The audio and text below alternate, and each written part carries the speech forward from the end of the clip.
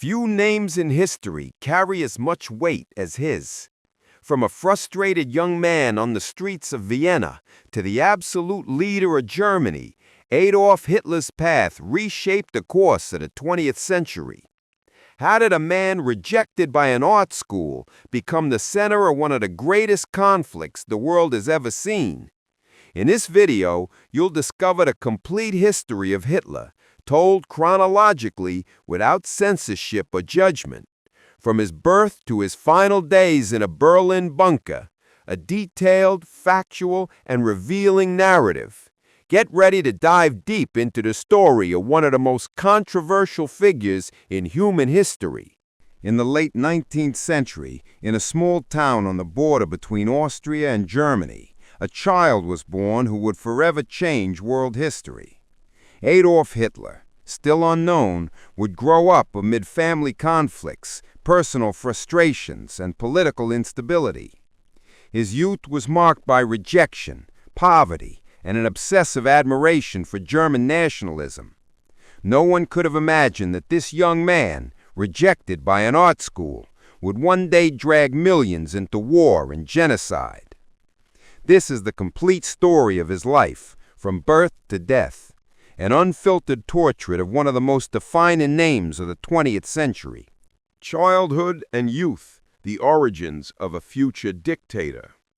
Adolf Hitler was born on April 20, 1889, in the small Austrian town of Braunau am Inn, located on the border between Austria-Hungary and Germany. He was the son of Alois Hitler, a strict customs official, and Clara Perlzel, a devoted and affectionate mother. Hitler grew up in a troubled household. His father was authoritarian and often violent, while his mother showed protective affection toward him. The family moved frequently during his childhood, making it hard for him to build lasting friendships or connections with teachers. From an early age, Hitler showed interest in art and architecture, but also displayed an introverted and temperamental nature. The death of his younger brother, Edmund, at age 6, affected him deeply. Even as a child, Hitler began idealizing Germany as a symbol of strength and identity, despite living in Austrian territory. As a teenager, Hitler moved with his mother to Linz, where he pursued his dream of becoming an artist. He passionately aspired to study at the Academy of Fine Arts in Vienna. In 1907, at age 18, he applied for admission but was rejected. The official reason was a lack of talent for painting. The following year, he tried again and was rejected a second time, which had a severe emotional impact. To make matters worse, his mother died of cancer that same year, leaving him alone and aimless. Hitler stayed in Vienna, living off a small government pension and his mother's inheritance, but soon fell into poverty. He lived in shelters, selling watercolors and postcards of local landscapes to survive. During his difficult time in Vienna, Hitler began developing rigid ideas about nationalism and German identity. He saw himself as part of the Germanic culture, not the Austrian one, despite his citizenship. His exposure to the city's ethnic and cultural diversity, particularly Jewish communities, shaped his worldview. It was during this period that the early signs of anti-Semitism began to emerge in his thinking. He read pamphlets, newspapers, and books with nationalist, racist, and anti-democratic themes, which gradually molded his ideology. The academic rejection, loneliness, and poverty reinforced his belief that he had a greater mission. Hitler began to believe it was his destiny to liberate Germany and restore its lost power. In 1913, seeking to avoid Austrian military service and move closer to Germany, Hitler relocated to Munich in Bavaria. Unlike Austria, he viewed Germany as the true representative of the German people. Upon arriving in German territory, he was still a man without a profession, recognition, or success. When World War I broke out in 1914, Hitler eagerly enlisted in the German army, a level of enthusiasm he hadn't shown for anything else in his life. He served as a messenger on a Western front an extremely dangerous role. During the war, he was wounded twice and awarded the Iron Cross, a medal for bravery. The army, for him, represented order, discipline, and purpose. The war experience was transformative. Hitler found in the military a rigid structure that filled the existential void he had carried since youth. He began to view militarism as the ideal societal model and grew increasingly hostile toward what he saw as weakening forces in the nation: communists, Jews, and pacifists. The Germany surrender in 1918 affected him deeply. Like many soldiers, he saw the defeat as a betrayal from within, and he embraced the stab-in-the-back theory, which claimed that politicians and civilians had sabotaged the war effort. The signing of the Treaty of Versailles, which imposed harsh penalties on Germany, was seen as humiliating. This sense of injustice and resentment would shape much of his future speeches. After the war, Hitler remained in the army for a while, now serving as an informant and internal spy. In this role, in 1919, he was assigned to monitor small political groups forming in Bavaria. One of them was the German Workers' Party, a nationalist and anti-communist organization. What began as a simple observation mission became a turning point. Hitler identified with the group's ideas and impressed its members with his speaking skills. He was soon invited to officially join the party. His emotional, angry, and nationalistic speeches quickly set him apart. Hitler found in the party an opportunity to act on his ideology and ambitions for power. This first phase of Hitler's life, marked by failure, rejection, and poverty, was essential in shaping the man who would later become the Führer. These experiences formed his sense of identity, worldview, and determination to change his fate. Personal frustration became fuel for his political rise. From this point forward, the image of the failed artist began to transform into that of a leader in the making. With fiery speeches, a belief in a grand mission, and an emotional connection to a humiliated Germany, Hitler started down the path that would take him to the center of power. And the next step would be to solidify his influence within the party that was just beginning to grow. Rise within the party and the birth of Nazism. Upon joining the German Workers' Party, Hitler quickly realized the group needed a stronger identity to expand its influence. He proposed renaming it to the National Socialist German Workers' Party, which became known by the acronym NSDAP, worldwide recognized as the Nazi Party. From there, he began building a structure of symbols, rituals, and communication strategies aimed at mobilizing the masses. Hitler introduced the swastika as the party's central symbol and adopted an aggressive, nationalist, and anti-communist rhetoric. His fiery speeches attracted crowds, especially war veterans, the unemployed, and young men frustrated with Germany's situation. He spoke directly to the anger and wounded pride of the population, still suffering from the Treaty of Versailles. Post-war Germany was in chaos. The Weimar Republic, established after the fall of the German Empire, faced political, economic, and social instability. Hyperinflation, unemployment, and strikes were widespread. National humiliation was evident. Hitler capitalized on this scenario, using propaganda to consolidate his image as the man who could restore Germany's lost power. He began using systematic methods to manipulate public opinion, presenting the Nazi Party as the only alternative to collapse. He created simple, impactful slogans and organized choreographed events that boosted his popularity. Through this, he emerged not only as an orator, but as the central figure of the growing nationalist movement. In 1923, Hitler believed the time had come to seize power. Inspired by Mussolini's March on Rome, he led what became known as the Beer Hall Putsch in Munich, an attempted coup to overthrow the Bavarian government. The plan failed. Police forces intervened, shots were fired, and Hitler was arrested. Though the coup collapsed, it brought unexpected consequences.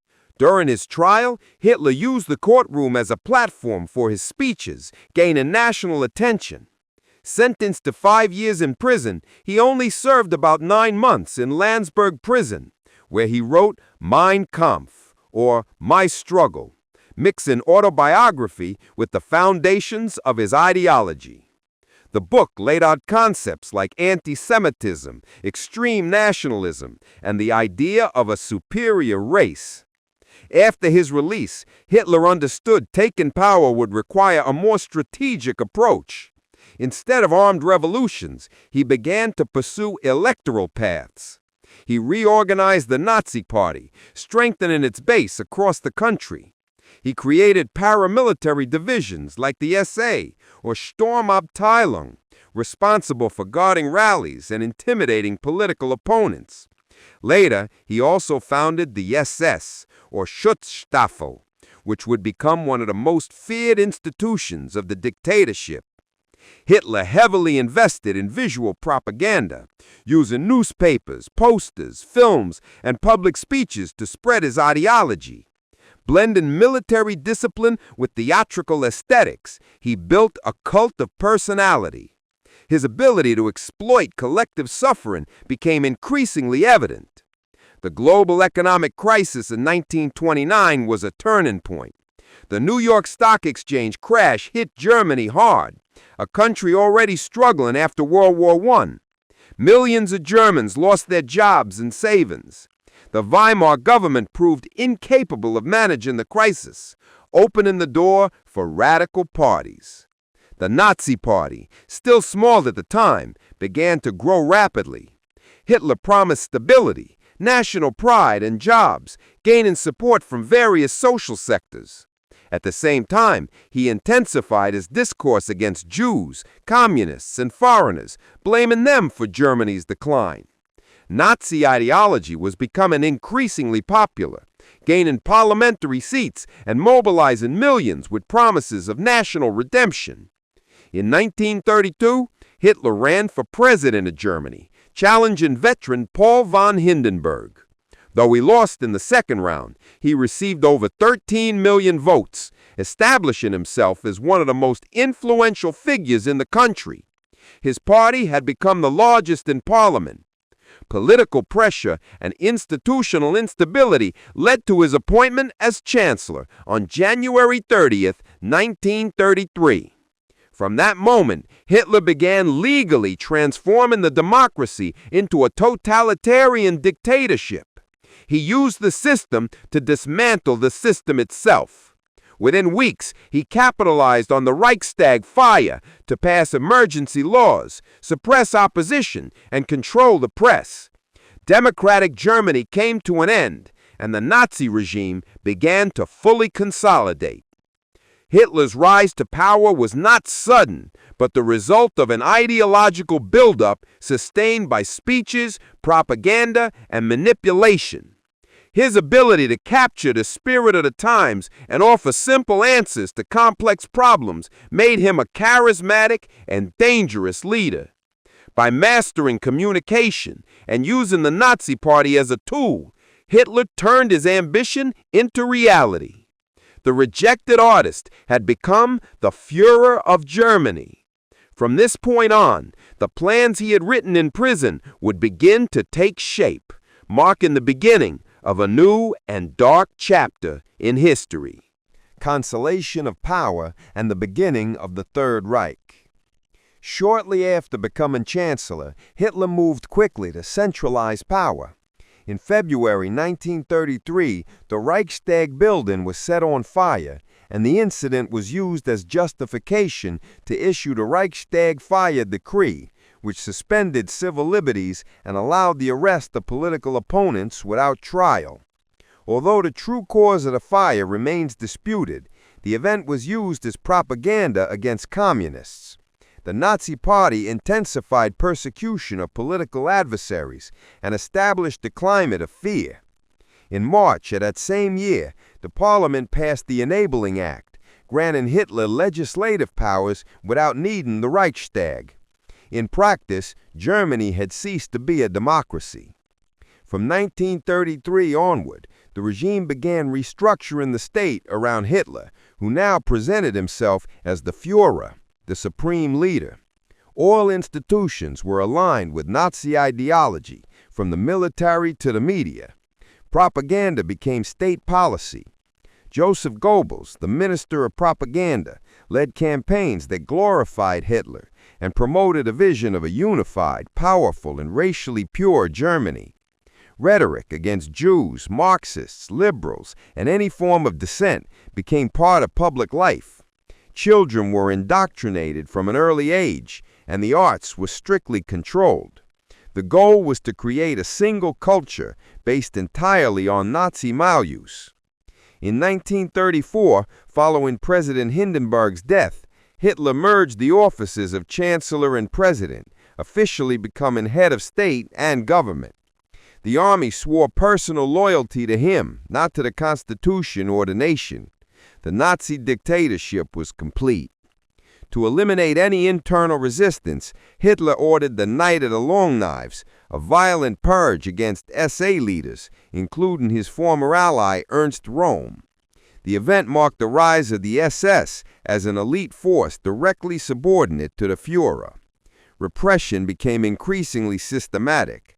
Concentration camps began housing political opponents, such as communists, social democrats, homosexuals, and Jehovah's Witnesses. With the state under control, Hitler began reorganizing Germany's economy and society. He invested in public works like highways, autobahns, and major infrastructure projects, significantly reducing unemployment. The arms industry was reactivated in violation of the Treaty of Versailles. These developments, combined with nationalist appeals and effective propaganda, boosted the regime's popularity. Many Germans, especially the middle class and workers affected by the crisis, began to see Hitler as responsible for the nation's recovery. But this stability came with increasing repression, total state control over private life, and the deepening of Nazi ideology. Anti-Semitism was now formally expressed through law. In 1935, the Nuremberg Laws were enacted, stripping Jews of German citizenship and prohibiting marriages between Jews and non-Jews. These measures aimed to isolate Jews socially, economically, and legally. They became frequent targets of attacks, public humiliation, and commercial boycotts. Hitler used anti-Semitic discourse as the foundation for blaming all of Germany's problems, from its World War I defeat to economic hardship. Propaganda reinforced the idea of an internal enemy sabotaging the power and purity of the German nation. Exclusion was becoming a step toward what would later escalate into genocide. At the same time, Hitler intensified foreign policy, ignoring post-war restrictions. In 1936, he reoccupied the Rhineland, a demilitarized zone since the Treaty of Versailles. The move was a test. If the Allies reacted, he would retreat, but nothing happened. The lack of British and French response was interpreted as weakness. Meanwhile, Germany grew closer to fascist Italy and Francoist Spain. Hitler was laying the groundwork for territorial expansion. The ideology of Lebensraum, or live in space, called for the conquest of Eastern European territories to ensure the survival and expansion of the Aryan race. The war machine was beginning to shape up. In 1938, Hitler orchestrated the annexation of Austria, the Anschluss, under the pretext of uniting the German people. The operation was carried out without military resistance and with strong popular support. That same year, he demanded the Sudetenland region from Czechoslovakia, claiming to protect ethnic Germans living there. European powers, led by Neville Chamberlain, chose the policy of appeasement, yielding to Hitler's demands in the Munich Agreement. The Führer had expanded Germany without firing a shot, but his ambitions went beyond that. The next target would threaten the stability of all of Europe, and it would be this move that ignited World War II. The beginning of World War II and military expansion. On September 1, 1939, Germany invaded Poland, officially marking the beginning of World War II. The attack was executed using blitzkrieg tactics, lightning war, which combined speed, Air Force strikes, and coordinated infantry and tank assaults. The offensive was swift. Within weeks, the Polish army was defeated. 2 days later, the United Kingdom and France declared war on Germany. Hitler justified the invasion as a defense of the German minorities' rights in Poland, but in reality, he sought to expand territory and fulfill his ideology of Lebensraum. The invasion was accompanied by intense propaganda campaigns, portraying the Führer as the restorer of German greatness. Shortly after conquering Poland, Hitler turned westward. In 1940, German troops invaded Denmark and Norway, securing strategic access to the North Sea and supply routes. Then came a massive offensive against Belgium, the Netherlands, and finally France. The French defenses, centered on the Maginot Line, were easily bypassed by German forces using a swift maneuver through the Ardennes. Paris fell within weeks, and France was divided, part occupied directly by the Germans, part under a collaborationist government based in Vichy. Hitler now controlled much of Western Europe. His army seemed unstoppable, and his speeches gained even more power within Germany. Later in 1940, Hitler turned his attention to the Soviet Union. The operation, named Barbarossa, mobilized millions of soldiers across thousands of kilometers. At first, the offensive was successful. The German army advanced rapidly, encircling Soviet troops, capturing cities, and inflicting heavy losses. However, the pace of progress slowed over time. The vast territory, harsh Russian winter, and strong Soviet resistance turned the war into a battle of attrition. Hitler underestimated his enemy and ignored strategic warnings. Still, he maintained the narrative of imminent victory, supported by intense propaganda that hid early signs of failure. While military campaigns expanded, the Nazi regime intensified internal persecution. Concentration camps, initially used to imprison political opponents, were now filled with Jews, Roma people, homosexuals, disabled individuals, and others deemed undesirable. Hitler's racial ideology evolved into a systematic policy of extermination. Anti-Semitism, once confined to speeches and laws, was now taking physical form through death camps. War provided cover for these actions, which escalated far from the public eye. The propaganda machine maintained an image of order and progress, while genocide was beginning to unfold on a massive scale. In 1941, Germany also declared war on Japan following Japan's attack on Pearl Harbor. Although Hitler was not obligated to join this conflict, he chose to support Japan, Germany's Axis ally. The entry of the U.S. into the war marked a major turning point. Hitler now faced a powerful alliance composed of the United Kingdom, the Soviet Union, and the United States, known as the Allies. Nazi propaganda tried to sustain internal morale, but challenges increased on all fronts. The used to dominant German army began to show signs of exhaustion. The war, which Hitler believed would be swift and controlled, was becoming increasingly unpredictable. Despite the mounting difficulties, Hitler refused to retreat. His orders often contradicted his generals and ignored battlefield realities. He centralized all strategic decisions, trusting only his own vision and dismissing negative reports. Ideology, pride, and a belief in his mission guided his actions. His speeches continued to glorify Germany's power and demonize its enemies. Meanwhile, millions were dying on battlefields, in bombed cities, and in concentration camps. The war raged on, but the tide was turning. The Allies were gaining strength, and Nazi advances gave way to defensive struggles. The era of conquests was coming to an end. Military defeat, Allied encirclement, and final radicalization. By early 1942, signs of exhaustion within the German army were becoming clear. The Eastern Front, which had advanced rapidly during Operation Barbarossa, now faced strong Soviet resistance. The Battle of Stalingrad, which began in August of that year, marked a decisive turning point. German troops, poorly prepared for winter and underestimating the enemy, were surrounded and defeated after months of intense urban combat. The surrender of the Sixth Army in February 1943 was a direct blow to Germany's morale. Hitler had forbidden any retreat, resulting in the death or capture of over 300,000 soldiers. From that point on, Germany primarily operated on the defensive. As the Eastern Front deteriorated, the Allies intensified their offensives in the West. In 1943, British and American forces invaded Sicily and advanced through Italy. Mussolini's fascist regime collapsed and Italy surrendered to the Allies. Germany responded by occupying northern Italy and rescuing Mussolini, establishing a puppet government under Nazi control. Now, Hitler had to divide his forces across multiple fronts, reducing the effectiveness of his war machine. Allied offensives gained momentum, and German territory began to suffer frequent bombings. Cities like Hamburg and Berlin were devastated by air raids.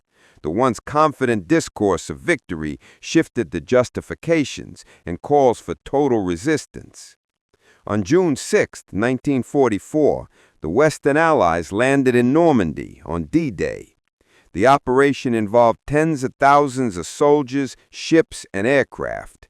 Hitler had expected the invasion to occur elsewhere along the coast, and the initial German response was disorganized. From this point forward, German troops began retreating on the Western Front. Meanwhile, the Red Army advanced from the east, reclaiming territory and pushing the Nazis back into Germany. Hitler's military position grew increasingly unsustainable. Even so, he refused to negotiate or admit defeat, continuing to proclaim victory would come through fanatical resistance. Inside the regime, tensions mounted. In July 1944, a group of German officers attempted to assassinate Hitler with a bomb in the plot known as Operation Valkyrie. The explosion occurred at his headquarters in East Prussia, but Hitler survived with only minor injuries. The attempt deepened his obsession with internal betrayal. He launched a wave of violent repression against suspected disloyalty within the military and civilian population. Hundreds were executed. The Führer became increasingly distrustful, even of his closest allies, isolating himself further. His speeches grew more aggressive, and Nazi propaganda framed the war as a final struggle for Germany's survival. By this time, the concentration camps had evolved into large-scale extermination centers. The genocide, meticulously planned and systematically executed, was carried out with bureaucratic precision.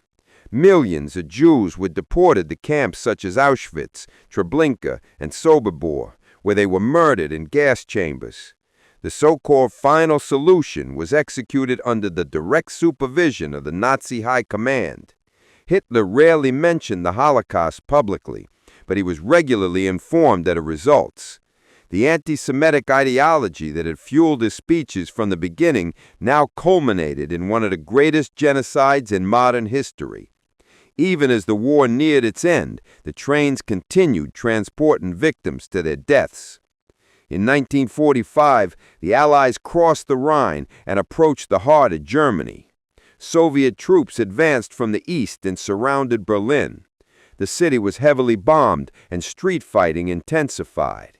Hitler took refuge in an underground shelter known as the Führer bunker, located beneath the Reich Chancellery.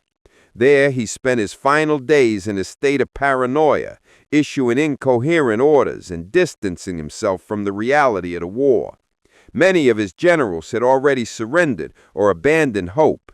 Still, Hitler remained convinced that a military miracle could reverse the situation. But Germany was collapsing.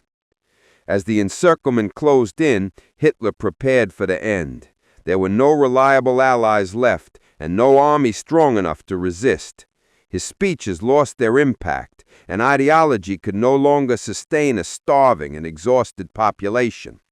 In April 1945, with Soviet forces only streets away from the bunker, Hitler married Eva Braun in a brief ceremony. The following day, both committed suicide. Hitler's body was burned by his aides following his final instructions. With his death, the Third Reich came to an end, but the consequences of his leadership and the horrors he unleashed would continue to scar world history for decades to come. The fall of the Third Reich and immediate consequences. With Hitler's suicide on April 30, 1945, leadership of the Third Reich briefly passed to Admiral Karl Dönitz, whom Hitler had named as his successor. Dönitz attempted to negotiate partial surrenders, but the Allies demanded unconditional capitulation. On May 7th, Germany officially surrendered in Reims, France, and the act was reaffirmed on May 8th in Berlin before the Soviets. This day became known as Victory in Europe Day, or VE Day. The country was devastated by bombings, invasions, famines, and institutional collapse. The Nazi Party was immediately banned, and Dönitz's provisional government lasted only a short time. Germany ceased to exist as a unified sovereign state. Hitler's legacy quickly became the focus of the victors. The Allied powers began meticulously documenting the crimes committed during the regime, especially in the concentration camps and the Holocaust. British, American, and Soviet troops liberated camps like Bergen-Belsen, Dachau, and Auschwitz, revealing to the world the scale of human destruction carried out under Hitler's rule. Images of stacked corpses, skeletal prisoners, and extermination facilities shocked the global public. The myth of an efficient, orderly government crumbled under the weight of the evidence. The ideology that sustained Nazi propaganda was dismantled with documents, testimonies, and entire structures built for mass murder. In 1945, the Potsdam Conference determined the direction of post-war Germany. The country was divided into 4 occupation zones: Soviet, American, British, and French. Berlin, though located in the Soviet zone, was also divided. The aim was to maintain total control while deciding how to rebuild Europe. Denazification became official policy. Books were banned, symbols removed, and former officials arrested or barred from holding public office. Still, many who had served the regime managed to hide or quietly resume their lives. The pursuit of Nazi remnants became a decades-long effort. That same year, the Nuremberg trials began, led by an international tribunal under Allied leadership. Former ministers, generals, SS officers, and businessmen tied to the regime were charged with war crimes, crimes against peace, and crimes against humanity. It was the first time the term genocide was used in a legal context. Though Hitler was dead, the trials aimed to prove that the horrors of Nazism were not the work of one man alone. There were 12 main trials and hundreds of smaller ones in the years that followed. Hitler's name appeared constantly in testimonies, documents, and indictments. Even in his absence, he remained the ultimate symbol of Nazi Germany's moral collapse. After the war, efforts began to psychologically and historically reconstruct Hitler's image. Biographies, academic studies, and military reports sought to understand how an ordinary man rose to absolute power. Debates emerged over his mental health, personal traumas, and ideological motivations. Some studies pointed to personality disorders, while others focused on the political and social context at the time. The truth is that after his death, Hitler became not only a historical figure, but a mystery the world would try to unravel for generations. His image fluctuated between absolute villain and political phenomenon, but it was never separated from the tragedy he caused. In the following years, Hitler's name continued to evoke both fascination and disgust. In many cultures, his name became taboo, and the use of his image was restricted in several countries. At the same time, documentaries, films, books, and studies about his life multiplied.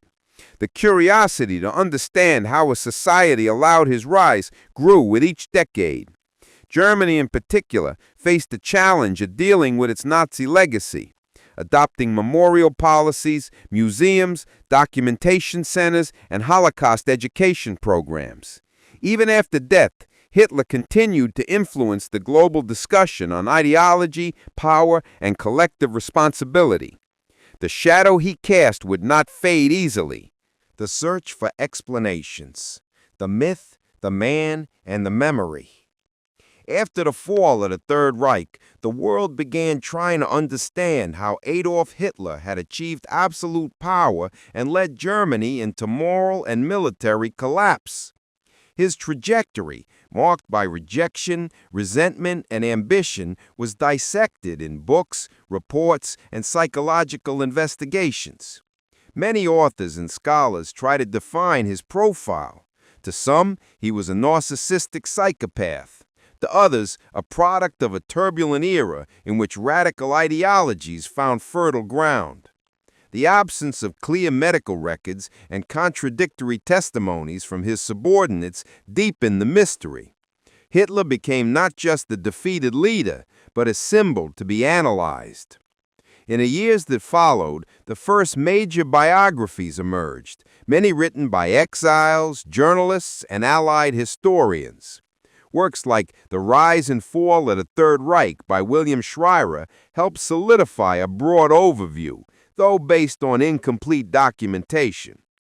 Access to Nazi archives, seized after the war, allowed historians to reconstruct part of the regime's inner workings and Hitler's central role in political and military decisions. His ideology, he promoted, rooted in racism, anti-Semitism, and a cult of strength, became a historical warning. Nazi propaganda, once a tool of manipulation, became an object of academic study. Hitler's image was officially banned in Germany and several other nations. Displaying swastikas, performing Nazi salutes, or disseminating Hitler's speeches became crimes in many countries. Yet his figure remained in the collective imagination. Films, documentaries, and series sought to recreate the most dramatic moments of his life, focusing on his rise, speeches, and the destruction caused by his regime. The real person began to blend with the myth. Some saw him as the embodiment of absolute evil, others as an extreme case of charismatic leadership and social manipulation. No narrative was neutral, and the debate over who Hitler was remained tense.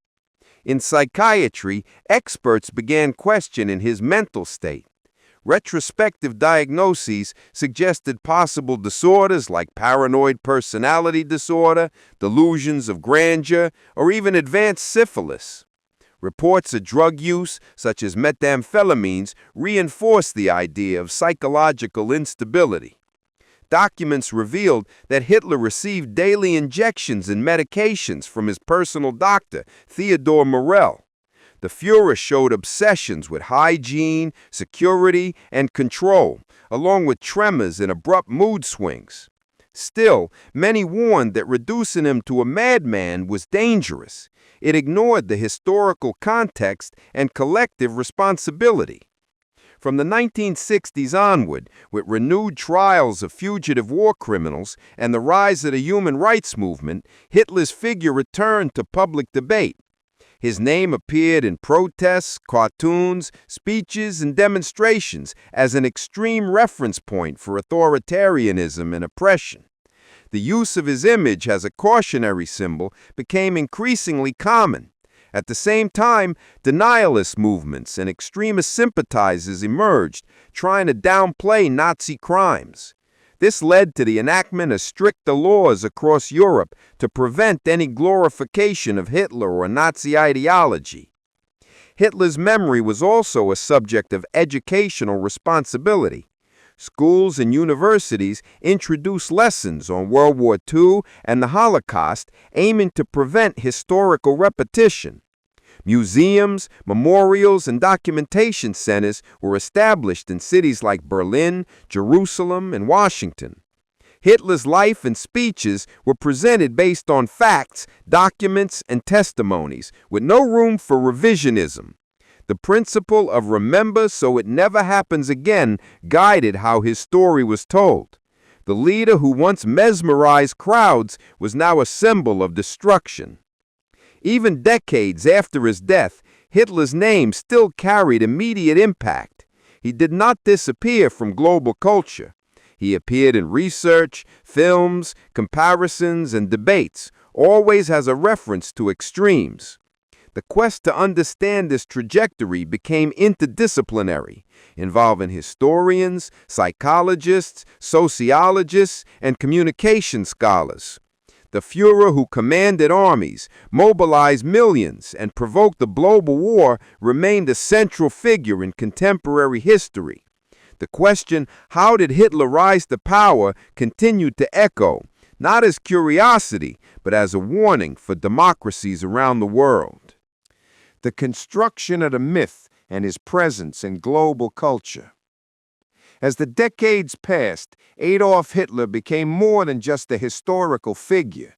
He turned into a universal archetype of tyranny and destruction. His name became synonymous with absolute authoritarianism, and his image, though officially banned in many countries, circulated widely as a symbol in various cultural manifestations. From films to video games, books to political cartoons, Hitler appeared as a symbol of extreme threat, easily recognized by the public. This constant exposure reinforced the impact of his figure, but also risked trivializing the tragedy he led. The boundary between education, warning, and entertainment grew increasingly thin. In the film industry, Hitler was portrayed in many different ways, from serious portrayals like Downfall to satirical ones such as The Great Dictator by Charlie Chaplin. These diverse depictions reflected the effort to understand and process the events he had led. Some films aimed to show his mental decline, while others depicted his rise as a political warning. The same occurred in literature and theater, where his figure was used to provoke reflection or outrage. Yet ethical debates constantly emerged. To what extent is it acceptable to represent Hitler in popular culture without diminishing the gravity of his crimes? On the internet, the use of his image became even more widespread, particularly through memes and parodies. While much of this content was intended to be humorous, experts warned that a risk of desensitization. Excessive informal exposure could distance younger audiences from understanding what Nazism truly was and Hitler's historical responsibility. As a result, educational and memorial institutions intensified efforts to teach World War II and the Holocaust in a serious and grounded way. The goal was to ensure that Hitler's name was not just a cultural icon, but retained its historical and ethical weight. At the same time, Hitler continued to be studied deeply in academic settings. Courses on totalitarianism, mass psychology, propaganda, and contemporary history often used him as a central example in universities around the world. More than analyzing the man himself, the focus was on understanding the context that enabled his rise and the functioning of the power machine he led. Meanwhile, newly discovered documents, recordings, and testimonies continued to enrich historical understanding. Modern Germany adopted a firm stance regarding the memory of Hitler and the Nazi regime. Rather than erase or hide it, the country chose to confront its past transparently.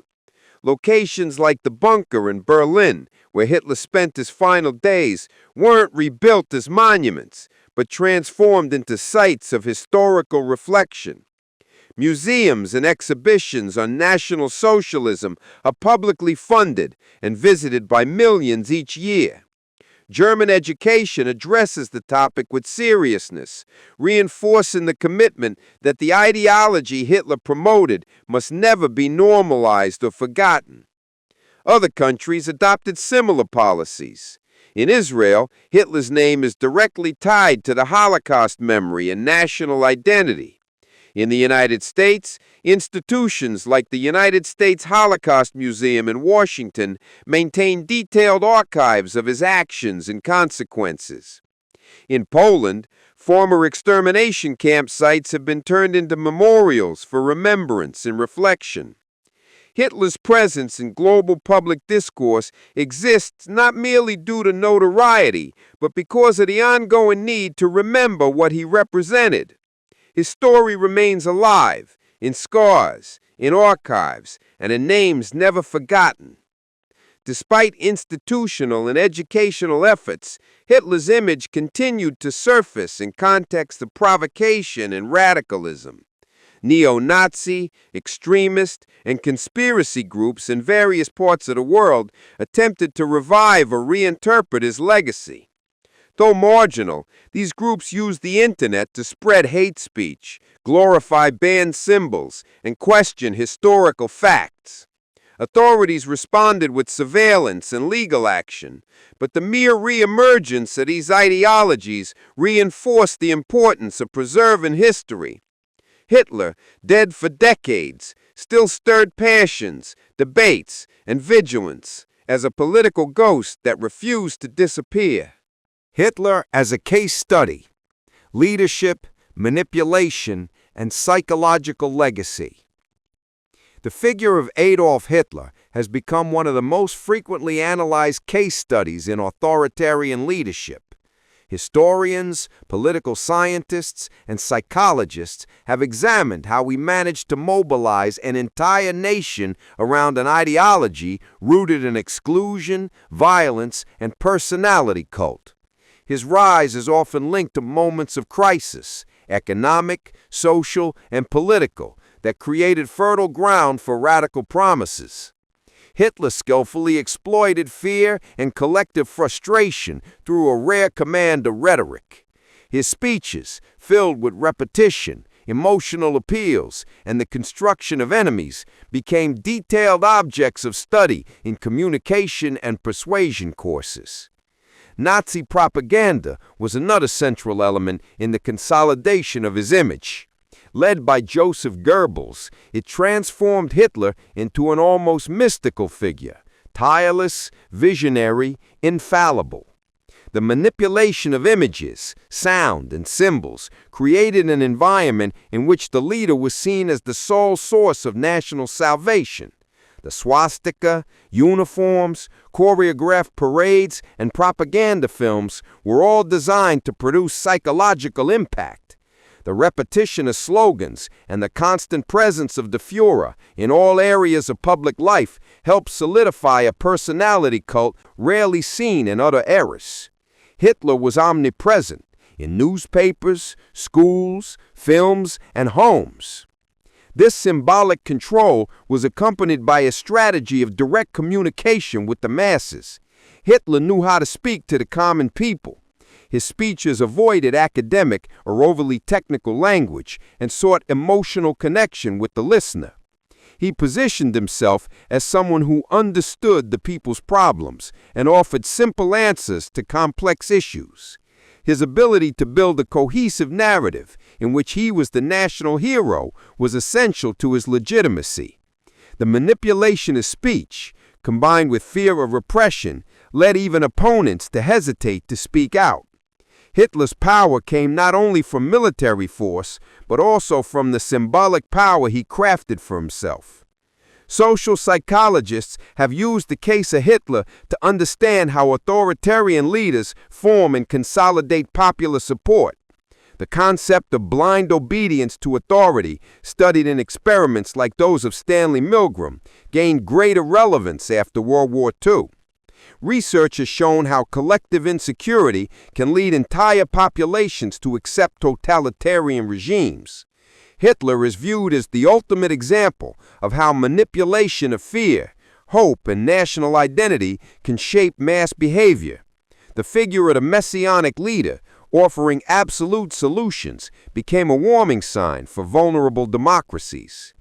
Another recurring theme in the study of Hitler is his relationship with personal failure and how it became a driving force for ambition.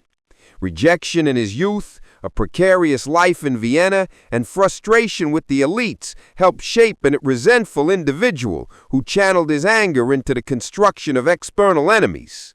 Projecting blame onto minorities and opponents was a constant mechanism throughout his path. Rather than taking responsibility, Hitler offered scapegoats. This stance resonated with discontented populations who saw him as a spokesperson for their frustrations. Personal resentment thus became political fuel. Beyond the psychological aspects, Hitler's trajectory is also examined from an institutional perspective. His dominance was made possible not only by personality traits, but also by structural weaknesses in the Weimar Republic. Economic instability, party fragmentation, and the lack of effective safeguards allowed him to rise through legal means. Once in power, the state apparatus was used to dismantle democracy from within. Hitler didn't seize power through a sudden coup, but through a series of steps that gradually weakened institutional resistance. This process is often studied as a cautionary tale for democracies that underestimate authoritarian leaders. In the fields of history and memory, Hitler continues to provoke intense debate. His trajectory serves as a starting point for discussions on collective responsibility, limits of free speech, and preservation of historical truth. Museums, documentaries, and books continue to examine his figure, not only because of the impact he caused, but also due to the ongoing need for vigilance regarding the mechanisms that enabled his rise. The Führer, as a person, died in 1945, but the study of him, his strategies, and the effects of his regime remains alive, forming a fundamental part of understanding the 20th century and the dynamics of modern power. The lasting impact and historical vigilance over Hitler's name. Decades after his death, Adolf Hitler remains one of the most studied, cited, and closely watched figures in modern history. His trajectory is not only retold as a past event, but continually revisited as a warning for the present. Amid technological advances, new conflicts, and global political shifts, Hitler's name resurfaces whenever topics like extremism, authoritarianism, and hate speech are discussed. He has become an immediate reference for what can happen when power aligns with intolerance. His image still evokes discomfort, fear, and fascination. The history of the 20th century remains inseparably tied to his legacy. Hitler's memory is also used as a moral benchmark. Governments, organizations, and educators cite him as the ultimate example of what must never be repeated. His existence serves as a final argument in debates on freedom, human rights, and collective responsibility. On social media, his name appears in political arguments, controversial comparisons, and even jokes, generating immediate backlash. This demonstrates that even in death, Hitler continues to provoke intense emotional reactions. The persistence of his name in the global consciousness is evidence that the historical wound has not yet fully healed. Holocaust museums and memorial institutions maintain updated archives on Hitler, his orders, speeches, and influence.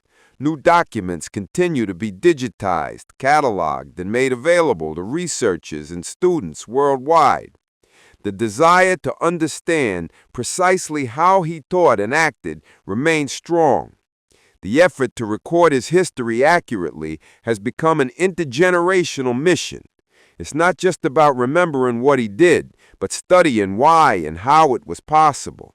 Hitler's path is seen as an open question, a constant reminder of democracy's fragility. Hitler is also examined through cultural and philosophical lenses. Scholars analyze his connection to nihilism, the aesthetics of evil, and mass psychology. His command of staging, gestures, and symbolism is compared to actors, religious leaders, and ancient myths. The impact he had when addressing crowds is often described as hypnotic.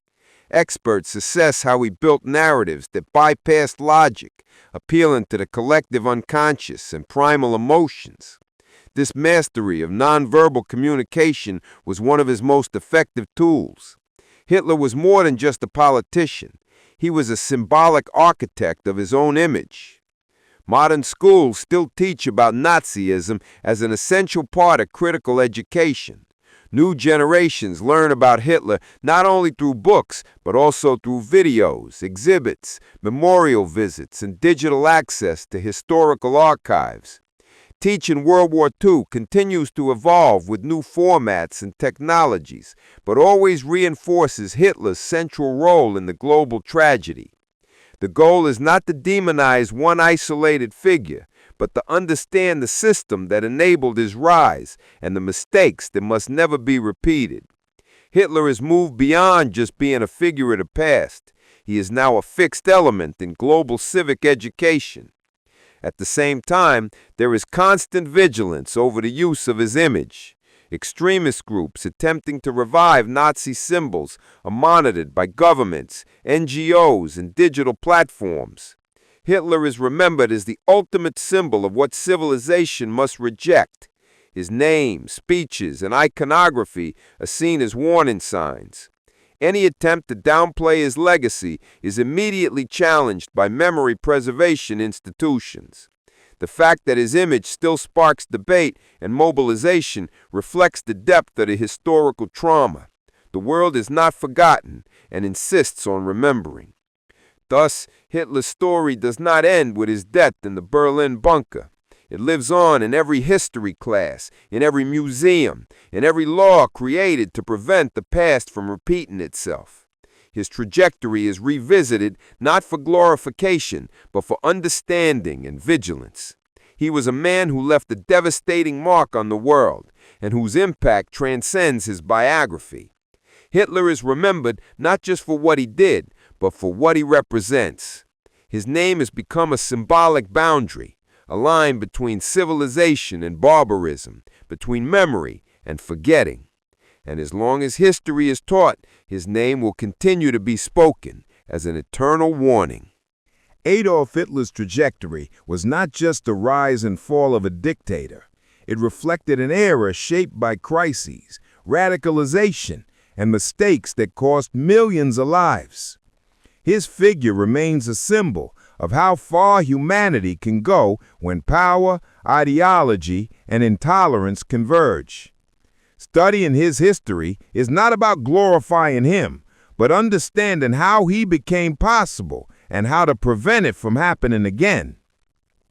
If you enjoyed this deep dive into history, leave a like, subscribe to the channel, and turn on notifications to keep following along. History is not only meant to be remembered, it exists to keep us alert.